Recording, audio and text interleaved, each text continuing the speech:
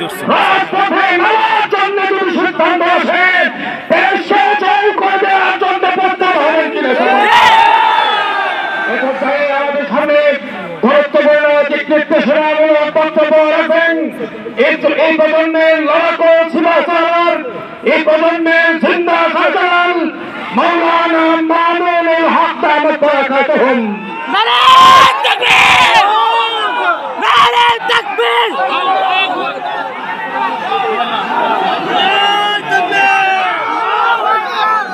আসসালামু আলাইকুম ওয়া রাহমাতুল্লাহ। এই ভাই মোবাইল নিচে না মানবি আপনারা তো আলহামদুলিল্লাহ। ভাই মোবাইল নিচে না। ভাই মোবাইল নিচে না ভাই। আমার ফোন দিছেন একবার নিচে। ওয়া আলা আলিহি ওয়া আসহাবিহি আজমাইন, আম্মা বা'দ। আজকের এই সংক্ষুব্ধ ওলামায়ে কেরাম, ছাত্র জনতা এবং তবলিগের সাথী বৃন্দদের এই জনসভায় কয়েকটি কথা আমরা সুস্পষ্টভাবে জানিয়ে দেওয়ার জন্যই এখানে উপস্থিত হয়েছি। প্রথম কথা হলো,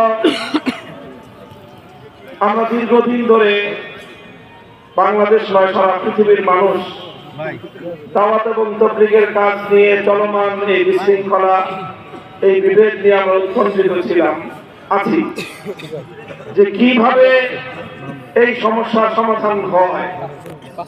সকলে বুঝতে পারছিল যে ভিতরে ঘাপটি মেরে বসে থাকা কিছু ইসলাম বিরোধী চক্র, তারা এই সমস্যার সমাধান হতে দিচ্ছে না। আমার কাছে মনে হচ্ছে আজ এই ডিসেম্বর মাসের 15 তারিখ এসে আমরা ওই ধরনের কিছু মানুষের মুখোশ উন্মোচন করতে পারছি।